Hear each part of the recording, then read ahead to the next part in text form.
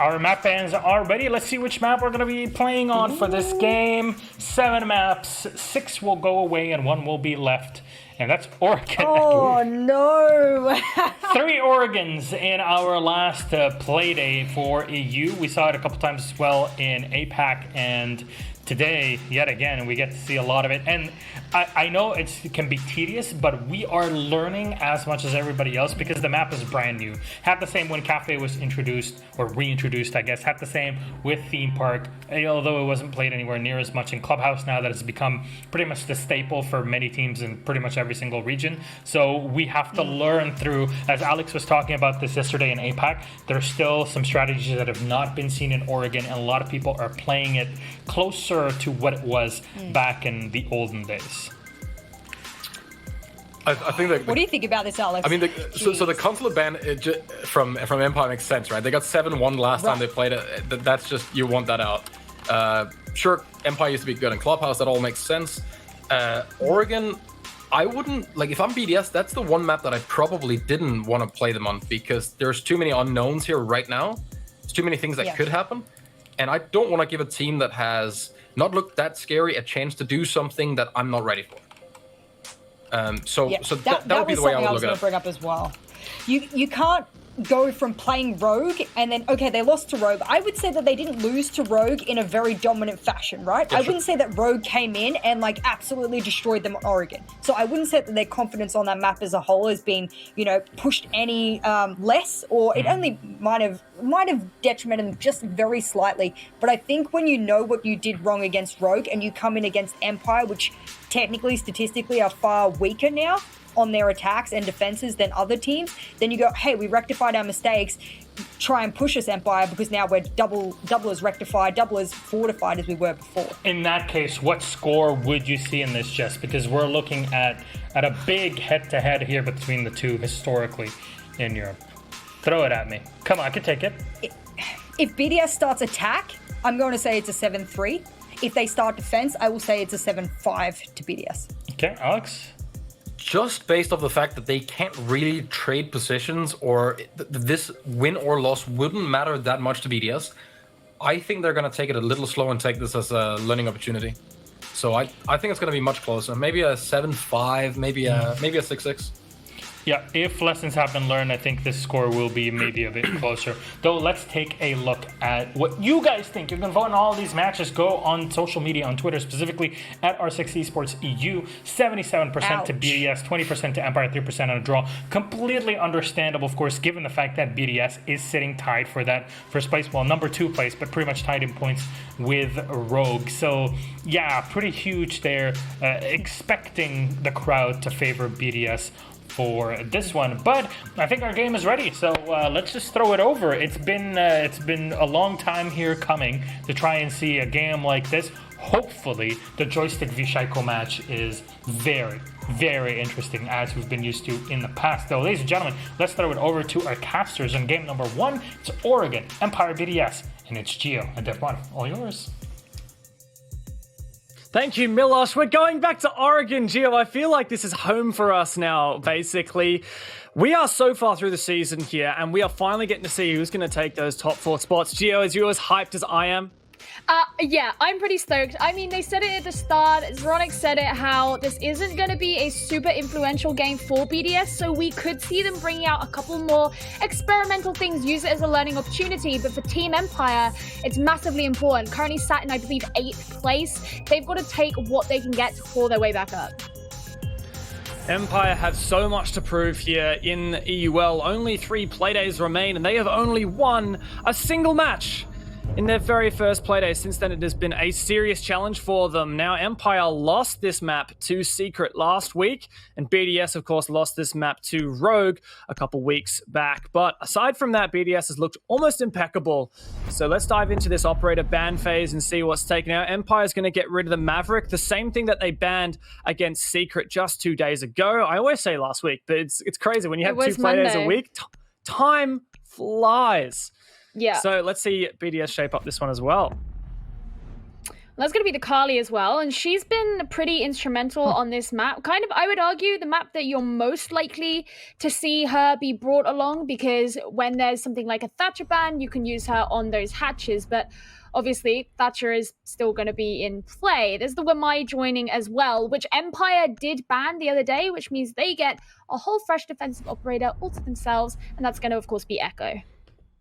Yeah, it's funny though, because like, you got to ban the Echo, right? Someone's going to ban it. Very rarely does it make it through. It's had quite a significant pick rate, even since it's been out of the auto ban. But yes, indeed. It's funny. BDS actually usually banned the Maverick on this map. And so seeing them ban the Kali tells me that maybe they watched that match that Empire played against Secret, where Always played Kali every single round, and they decided to get that out of the table. And it means that the Thatcher's going to be in. So that does change slightly how things are going to work. You're likely going to see the Thatcher run every single round to get rid of any wall denial that the defenders bring to the table. And in that case, this does fall on Always the mute player. So this is going to be interesting. Empire are going to be starting here on the defense. And when they played against Team Secret on the defense on Monday, the first two sites they went to, they struggled to defend successfully, and it wasn't until they went there for a second time that they were able to make the relevant adaptations and secure those wins for themselves. But obviously with BDS having played as well as they have been throughout the entirety of the season so far, I don't really know if Empire have much wiggle room for being able to afford losses on a number of those rounds. So I'm going to be very interested to see how it is they do decide to play this defense. Evidently, they're going for a lot of, well, I think it's almost redundant to say utility sync, because that seems to be everything in Siege at the moment. I mean, obviously, they're always going to be playing the Maestro. Those cameras are going to be available there. The Wamai isn't, so you can't have the Wamai there with the magnets in the attic. But with the Valkyrie as well, a lot of information available to the team. They'll be able to watch the positioning and the movements from BDS pretty keenly, and you do have the wall denial as well. Yeah, that Valkyrie is the main thing I'm looking at here, because aside from that Valkyrie, this is the exact same operator lineup that Empire were running against Team Secret on their defense of this bomb site. So Scyther switching onto that instead of the smoke makes me wonder, maybe the Empire are trying to play a little bit more aggressively and try and find picks. And I think it's the right idea here. Take the fight to BDS, who have really gained so much confidence out of this season so far. They've been so dominant. And take the fight to them. Don't let them get anything for free, and see if maybe you can put a dint in their armor. BDS is going to be coming through to open up the attic very early on. That's going to be Playdays' job. And because the Thatcher's there, you can combine that with an EMP. It almost feels like a throwback to be able to do that, but that is going to be a very swift opening up there. And it doesn't look like there's anyone in Empire to hold the position there. So they should be able to move on forward pretty swiftly and just drone out below them to be sure that there's no one there. Yeah, it is fairly unusual to see teams not have anyone playing in Pig, which is that kind of... Oh, there you go. It always is right there in that kind of aggressive part in Attic where you're slightly safer on that lowers. But BDS do rotate off. Typically, you'll see Attic not necessarily leverage such a main push, but a nice way to kind of have that extra little dimension that you can pinch on the bomb site. Usually, you'll see teams come and open up the south side wall at the bottom of your screen here from the master closet into games room. And I expect that's going to be the move for Playday in just a moment. But he's taken a lot of damage, so he does have to be cautious. Well, he has pretty much done his job having opened up the attic wall, but of course you don't want to be losing him. Playday being such an instrumental member of the team with fantastic statistics at the moment, getting a decent number of kills. And there we go. There is the games room wall, but it's going to be impact trip. Very nice. So can't be open. That's the last of the exothermic charges as well that has been utilized there by BDS. So if they do want to open that up, they're going to have to go in with the X-Kairos from Alems. This is where I start to get scared for BDS. As you mentioned, they can use the X-Kairos, and that's what Alems is going to do. The impact is not going to successfully trick that. So this is much better. I was a bit worried there for a minute. Maybe BDS wouldn't be able to open this games room wall, which is, in my opinion, one of the most important walls to breach, but they get it done. They did use all three there to ensure that would happen, but Alems is going to be getting the opening kill there onto Scyther. That was kind of nasty there as Shaiko falls down, unable to secure the shot onto Always. That means this attic control is still actually being held by Team Empire, although as I say that, Alems is going to turn things around there. 20 seconds left remaining. A BDS, they're going to get things going so they can begin to move on in. Only 2 members of Empire remaining. The jump in from bottom white, but Joystick's very aware. It's just him against Rafale. Now, Brede has been down, but Joystick reveals his position. Rafale attempts the revive there, but Joystick just has to run away. The plant's gonna go down, but no way in hell is that gonna get secured. Surely, Joystick, you see him denying the plant. Dan to get the kill credit on Brede. And Empire start off with a strong defense here on Dorms. Empire pretty well positioned there to be able to take those fights even when the members of BDS did get shots onto relevant members of the defending team. And so that did mean that, of course, even when you have to go for the defuse, still someone there available to do something. And I think some of that can go back to the time it took for them to open a number of those walls. I mean, as I said, the attic wall got open pretty swiftly, but attic control wasn't actually taken from BDS until much, much later. And even when that did happen, there was still the refrag that came out from Team Empire. And of course, you had the problem with opening up the games wall as the impact trick did happen. You had to use all of your X-Carriers to get that open. And there was still quite a pressure coming in from behind. So it's a good start there for Team Empire, who obviously will have likely been coming into this matchup feeling, I want to say, a little bit outclassed. You know, it hasn't obviously happened yet, but when you're going up against the team who has been performing as well as BDS, that is going to be something that you're concerned about. Now, this is a site that Team Empire had a little bit more success on when they played here against Team Secret. And this time, they've decided that they're going to be bringing the Mirror and the Kaid, which once again is something that I believe they brought last time. Yeah, we saw the Kaid on both Laundry defenses previously from Empire against Team Secret. So once again, I'm looking at this roster lineup thinking, look, BDS is totally going to expect this. And it's funny to me that Empire decided to go with the exact same operator lineup despite the Thatcher still being in particular, the Kaid pick is just, I mean, like, for example, that claw right there, that can easily get destroyed with a Thatcher, whereas it would typically be avoiding the Kali, and that's something we saw Secret struggle with on their attacks when they tried to clear that claw. So Empire deciding not to make changes based on the operator bans, which is a little bit odd to me. I would have thought maybe they would lean more into the utility sync game, but nonetheless, let's switch over BDS, and they're starting to form up their attack. This is a very aggressive take from Shaiko, and taking out that camera means Empire has to be extra worried about Freezer. Yeah, that's going to take some of Joystick's attention as well, which could play into the hands of BDS, if that's what they decide they want to do. We've seen a number of teams do things like that. Rogue, most notably, sending aces down very aggressively into Freezer. It doesn't always work out. BDS did learn that themselves as well when they played Rogue on this map. Still, to talk about Shaiko for a minute, I just want to say, so Shaiko is a player that we talk so much about, but he's actually kind of fallen to the wayside here for BDS, leaving way for Brede, the support player, to go nuts. I'm sure we talked about him a lot, but also Rafale is currently ahead of Shaiko in terms of his rating in CGG thus far, including the KD. In fact, Shaiko has the second worst KD on his squad right now, but seeing him on the Ash is always nice, and I'm hoping that we can see him pop off and start to make these aggressive plays that his team may need to open things up. Well, there's that Electro Claw trick that you look for, and that just means your Thatcher, all he has to do is come along and get the EMP. And if you can get the timing right on this, then that's going to allow Brede to open up the hatch successfully. That's why you send in both. Is it going to work? No, it's not. So the meeting hatch does get open. Empire are going to have to retreat somewhat. This is going to give BDS a lot more control, but 1 minute remaining. That's already 2/3 of the round down. And they're going to have to begin to move on in. This is what Shaiko's doing as he's down here in Laundry, just sending in those flashes and trying to hold on to those angles that Empire could potentially use. Actually, it's going to be Joystick going down first. He was positioned in Freezer. That's great there for BDS because that'll allow them to move in even further. Shaiko's so eager here down the Laundry stairs. Brede, with Diffuser in pocket, starts to support him, but he's not supported at all now as he goes down. Brede to take up that position. We know how important he's been for BDS, especially in the fragging department on this support role. He really needs to step it up now, but Cyther ain't going to let that happen. Just Renshiro left, staring down a mirror window, and that is another defense win here for Team Empire. BDS cannot dig their feet in. Really nice there from Team Empire. And I mean, one of the things that I mentioned, of course, was the fact that joystick going down meant that that freezer was no longer being held. But where someone like Always was positioned at the end there meant they still had eyes on that route in. So even though BDS had put in attention to ensure that those channels were open for them and they could try and take control there, the positioning of the members of Team Empire still prevented that from happening.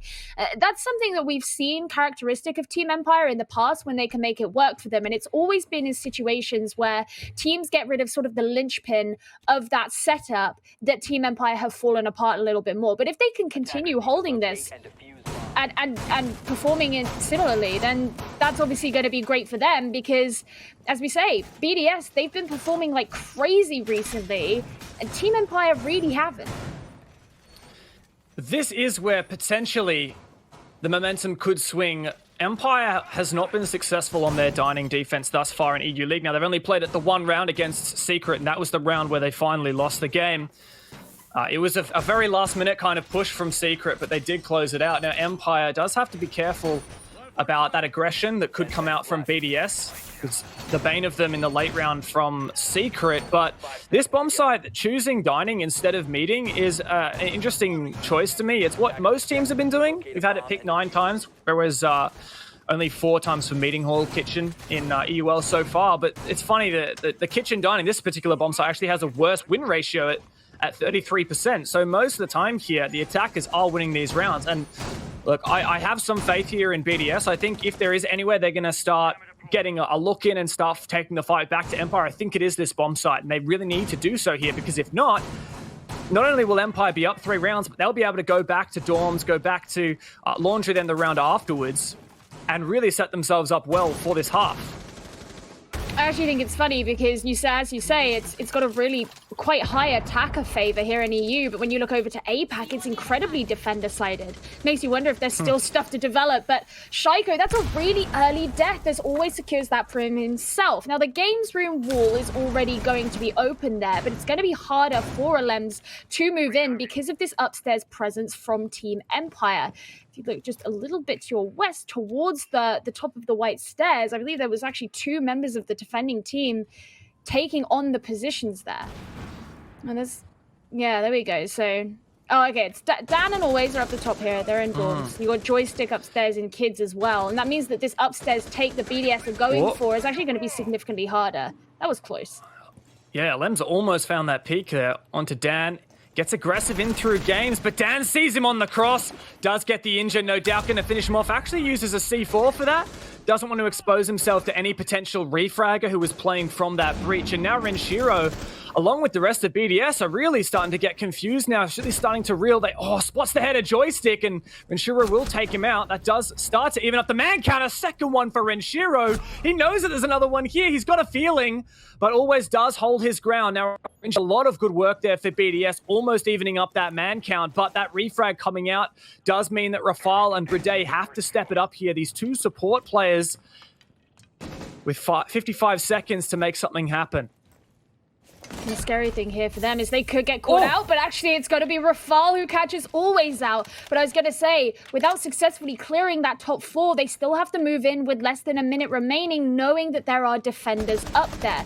Brede's going to be moving around to shoot down the kitchen door. The question is he going to get caught out like some of his teammates have? Shepard's still here in security with Scyther and Dining, and we know how difficult security is to clear out and how well Shepard performs here on the Maestro.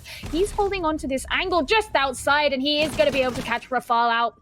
And that means Brede is all on his own with less than 20 seconds to go. But he finds one. Has to run through that gas, but on the other side of it, it is the smoke of Scyther to clean him up. And Empire, 3 straight rounds here on the defense, cleaning house, a full rotation of their bomb sites.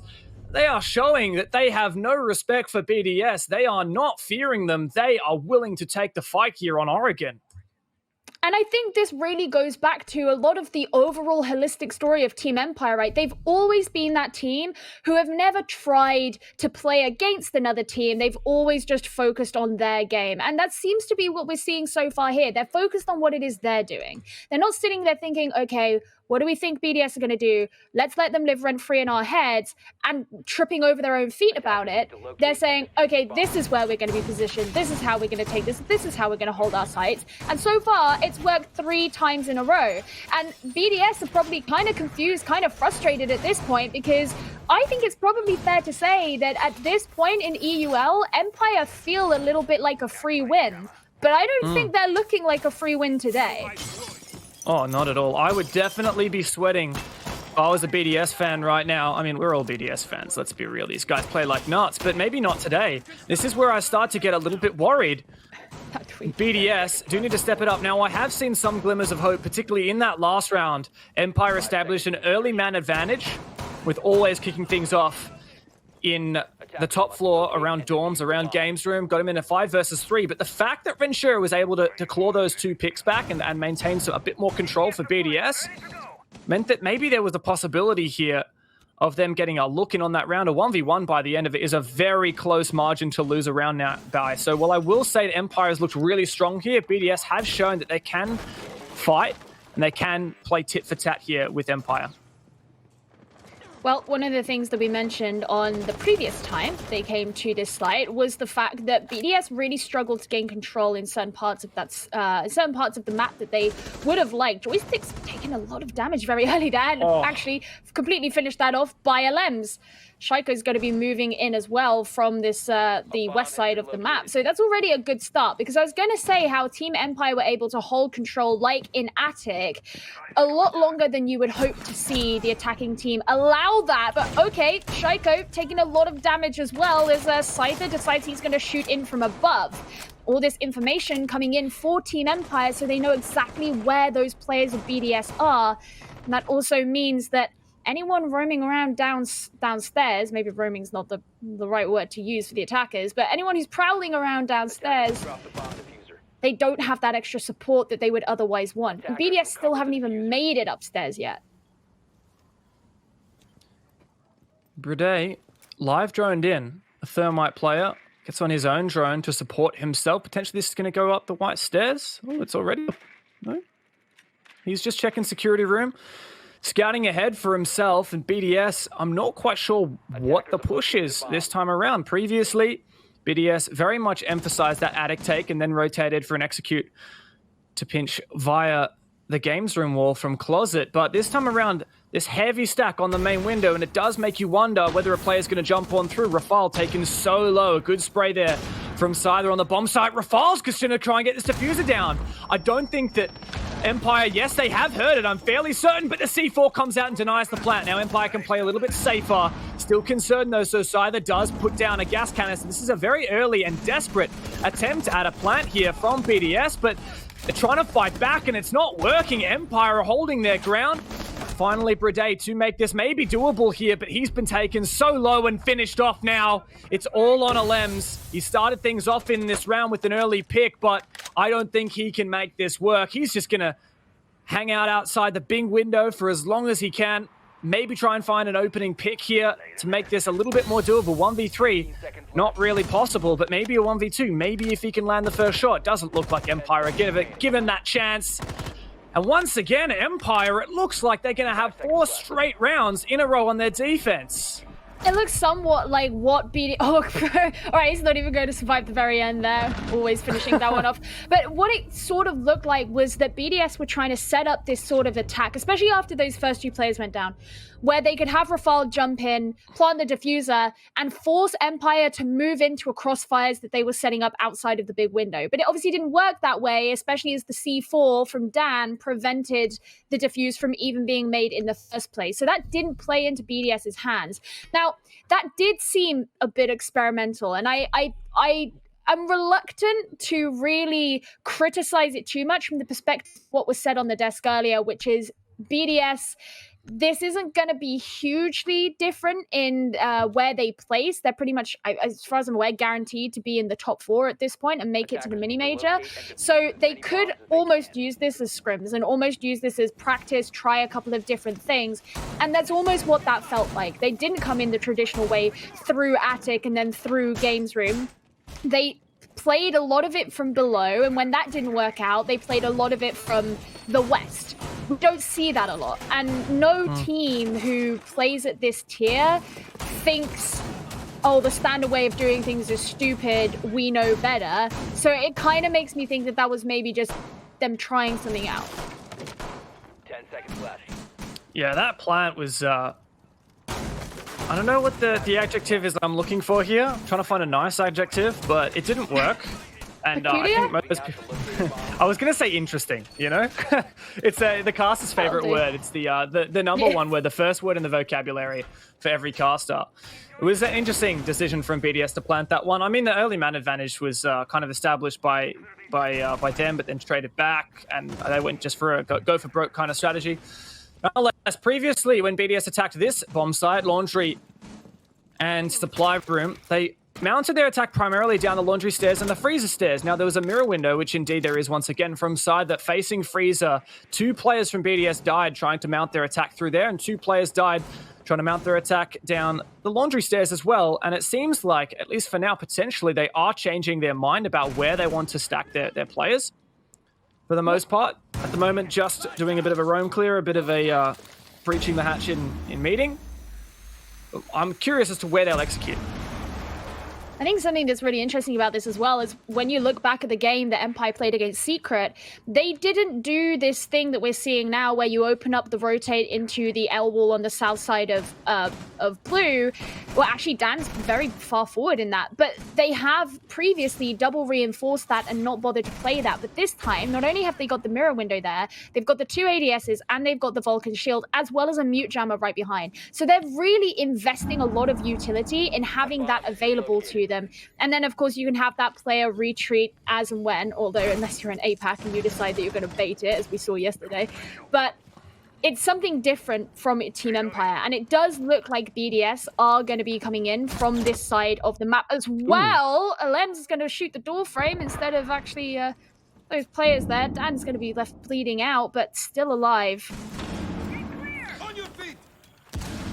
Dan's going to get revived here.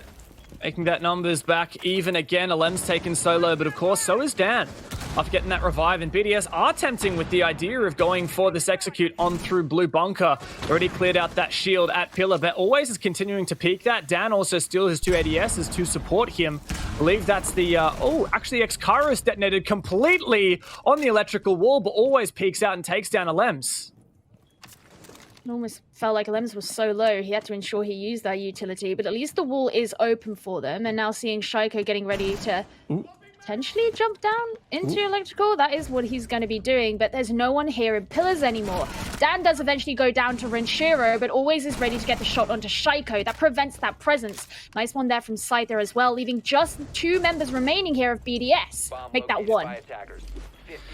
This blue push not working out for them. A C4 into the default plan spot. Doesn't find anything. Brede, once again, playing passive. He knows this is not really a winnable round. And he'll look for pick after pick. Does decide he's going to start making his way into the bomb site. That's supply presence in the default plan spot. Dodges the C4, but as does Shepard dodge those bullets over the top of his head. Empire, 5 rounds in a row on their defense of Oregon. I find it very interesting, obviously, as I mentioned, that Empire, they invested a lot more utility in towards blue, because that means that it took a lot more time, a lot more effort for the attackers to get rid of that should they decide to come in through that side of the map, which evidently they did, as what happened on Laundry and Kitchen and Freezer last time didn't really work out in the favor of BDS. But the interesting thing was also seeing, Shaiko jump down through the hatch and peek around pillars when always on the Goyo, who had been positioned there before, had already backed off. And it kind of makes me question, maybe they didn't know that. And that's the point at which I say, why? Because then Shaiko was just completely out in the open and got taken down by Always actually pretty quickly because he was positioned in the hallway. And it just, it makes me kind of question, was there some problem with communication, with intel gathering there from BDS? It seemed like a relatively simple thing. But, regardless, it didn't end up working out for them. And so that means Empire can move on back to dining, which they did make work for them before, as well as every other site so far. Yeah, it's funny looking at this for BDS. They are down 0-5 here on a map that they have won 7-1 so far this season. Now, it is only the only map that they've lost as well, but Empire lost this just on Monday in a reasonably convincing fashion, 7-4 to Secret. So you would definitely not have expected this scoreline coming into it. Now, it does make me think back to what you were saying before. BDS basically already locked in those top 4 spots that would qualify them for the mini-major. And I know people like to use the terms hiding strats, whatever. Look, I don't really believe in that to a significant extent, but there's something definitely not right for BDS here. And it's not just strategies. They're just not winning their 1v1s. Shaiko taking out that player on Pillar really should have won that man. Elems has been winning his ones. I will say he has found his third, I mean, technically you could also almost say fourth opening kill. He got the opening down last round so far. And this is coming from the lowest rated player on BDS. So, I mean, he's doing all right at the start of these rounds playing the flex support here on Hibana. But overall, BDS just don't look quite what they need to be here. Yeah, the guy who originally came into BDS as that star player and has had some struggles and now seems to be showing up again. Well, there's the dining room wall that's going to be opened pretty early there by Playday. That's my French accent, by the way.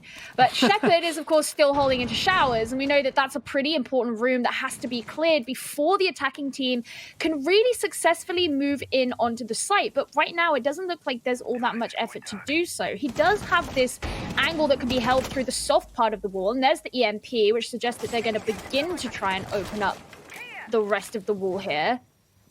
Yeah, there we go. Okay, the X-Scar is finally being landed onto that. That's going to play some of that pressure. But yeah, there you go. Another one of those tricks. Means that that's not going to work out. That's smart. Explains why there's that little hole in the left-hand side of the wall. And that's 2 successful impact tricks for Shepard. I don't know if Lems has enough X-Kairos to attempt one more time opening up that angle. But it's Renshiro dancing with death here. Tempting fate.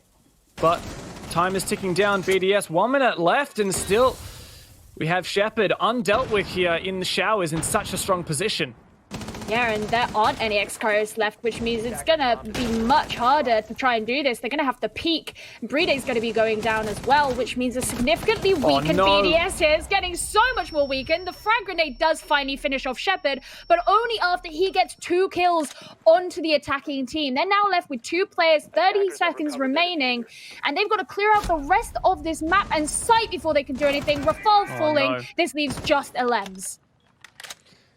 In a 1 versus 3, I feel like we've been here before, Gio. What can you do if you're a Lems right now? Low on HP. Yes, the site is fully open, but there's no chance you're going to get that plant down with Empire watching from every possible angle. A nice long angle, actually, here through 2 opened, breached soft walls in showers, and Joystick does find that final one. A flawless half on the defense for Empire. Gio, pinch me.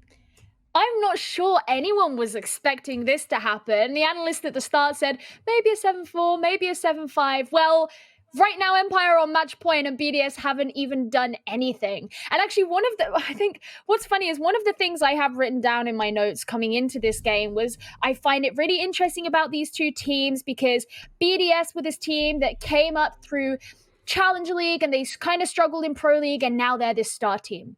Whereas Empire with a star team that are now going through struggles. But suddenly all of that has been tossed completely out of the window because Empire are really, really showing up. And yeah, of course, you don't know if maybe some of it is that BDS are relaxing a little bit. They don't have something significant to fight for right now. But nonetheless, this is so much better than we expected. Now, I am really, really intrigued by BDS's defense. And the reason being is they really struggled to hold a successful defense when they played in this map against Rogue. In fact, Rogue were able to take advantage of them to the point that they just waltzed on into sight in a way that they should not have been allowed to and gun the rest of BDS down. And that was at a point where BDS were having to worry about their placements. They didn't have the luxury of being relaxed. So in this instance, are they going to be able to fix those problems? I remember particularly on that upstairs dorms bomb site, BDS was picked apart by Rogue, but this is downstairs, so it's a bit of a different story. The thing that does surprise me a little bit from BDS is that the lack of a mirror here, and I'm not saying that mirror is the be-all, end-all of this bomb site, far from it, but it was definitely one of the key factors that Empire brought to the table and that stalled out BDS so significantly just in that prior half, particularly to hold Freezer. So instead, we'll see BDS try and leverage the deployable shields, or 3 of them total if you include the Vulcan shields. Oh, I like this from Playday. Actually a very, very early reinforcement of that rotate hole into blue. And always is going to be very aware of that as he droned it out. Dan starting to bring his hard breach over, and he'll use some of those to open up a rotate hole onto supply. I'm ready to do that, but there are mute jammers active. So, not yet going to be able to do anything. And there's the... okay, alright. Well, that X-Cars, I was going to say isn't going to work, but actually it is. Yeah. They didn't get just too late there on the impact trick. Yeah, didn't work quite. That means that angle can be held there by Dan looking straight in. That puts a lot of pressure there onto Alems and also Shaiko as well, who can't really be positioned here in pillars, but also is going to struggle to cross over this doorway when he knows that that's being held there by Dan. And goes the Ash recharge as well from the back stairs. That will get rid of some of that utility that would be present there. And currently Empire are doing a pretty efficient job of clearing out what they need to so that they can take the relevant control. Yeah, I really like this, and it looks like Joystick may be able to move up to pillar now and take that position. Now he is going to try and destroy that second Vulcan shield. And there it goes. It blows up, and Empire have a really good stranglehold here, but that said, they're all out of EMPs, which means they're not going to be able to increase the size of that breach on the supply wall. But Empire, with a whole minute remaining, looks like within the next, 10, 20 seconds, they could be very well in a position to get a plant down. That said, Renshiro kicking things off with first kill, maybe even a second here, does bode well for BDS. Well, Renshiro did okay. Nope, Scyther's got to be able to bring him down. I was going to say how Renshiro did pretty well against Rogue in that position holding Freezer, but I eat my words now as he was the first to fall on the French squad. Scyther just going to be looking down the hallway, but it's going to be Joystick to get the next kill. He can't complete the second there in Freezer, and that means Rafale's still going to be standing. BDS can start to turn things around. Such a good flank there for Joystick, but he only finds one. Shepard gets gassed out. He wants to find this kill. He's looking the wrong way, but Scyther cleans up that pick and another one for Scyther, all on Playday in a 1 versus 2 for the map. Will BDS walk away with at least a round here? That's a good C4. That's going to down the planter. Suddenly, this is clutchable. And he does it. The man steps up when needed. And BDS get their first rounds on this map. So close there for Empire, and it actually really looked like they had a significant amount of control coming into their attack. But it looks like BDS have looked back on those VODs. They have reflected on their performance going up against Rogue, and they've thought, how can we make ourselves stronger? How can we ensure that when these angles are being held in on us, when this pressure is being applied to us, we can ensure that we're getting those kills back in return? And I think they were very proactive with repositioning themselves when Empire started to come in. So you saw a really strong presence from them towards the south side of the map. You had Renshiro obviously over in the freezer. His position was taken over by Rafale when he went down, so that control was still maintained. And you had a lot of presence over towards Laundry as well. And so that meant that they were ensuring that they were in a position where they were still safe, still able to do those refrags should they require to. And as Empire pushed up, they were still facing pretty much a full squad of BDS. So a really, really good start there from them. And to be quite fair, it's something that they required, given that Empire are sitting on match point and will continue to do so for the rest of this series. But obviously going to be heading on upstairs now, as they can't go back to the same site. And they're going to have to hope that they can continue on reaping the rewards of this more coordinated play. I'm still worried here for BDS though. Like, yes, they got that first round, but it was a 1v2 clutch. Like, those things you're not going to rely on. And BDS, they have had that number one spot in EUL yanked off of them by Rogue. Let's have a look at their setup, though. I like this roam downstairs from Alems. He's been good on opening engagements on the Hibana in the first half, but aside from that, not so much. Now, let's have a look at this bomb site, because I like to get nerdy sometimes. You'll see there's holes underneath that default plan spot next to the foosball table. That's what it's called, yeah? Foosball, the table soccer. There you go. Thank you very much. That's what Americans call it. Oh, really? Well, I just call it Aussies table call football. it that too.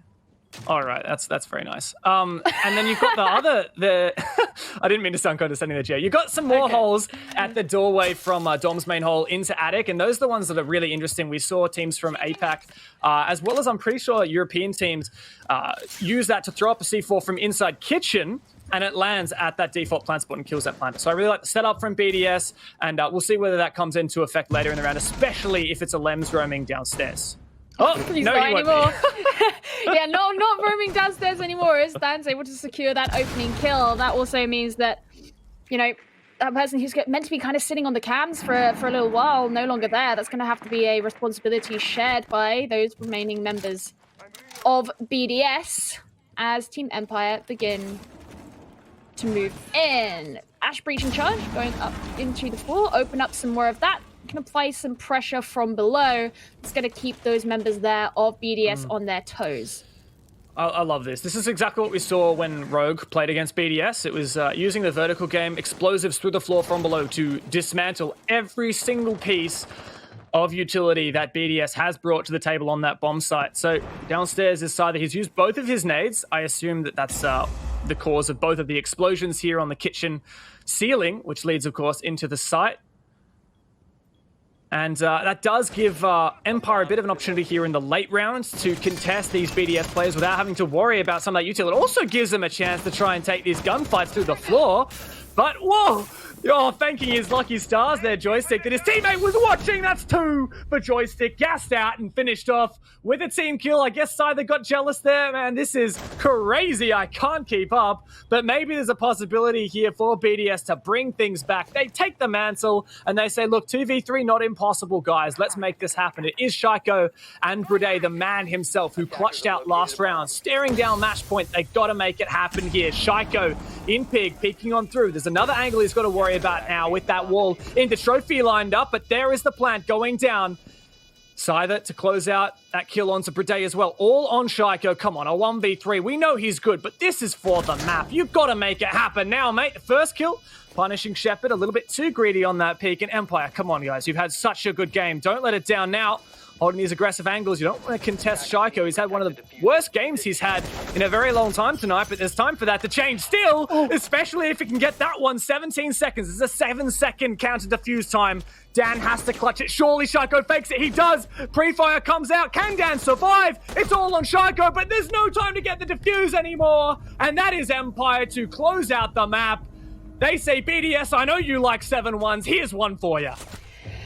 Empire now setting on their second win, both of which have been 7-1s, starting to sense a pattern, and as you say, stealing one away from BDS there. But we expected it to be a tight game. I don't think we expected it to be so skewed in Team Empire's favor.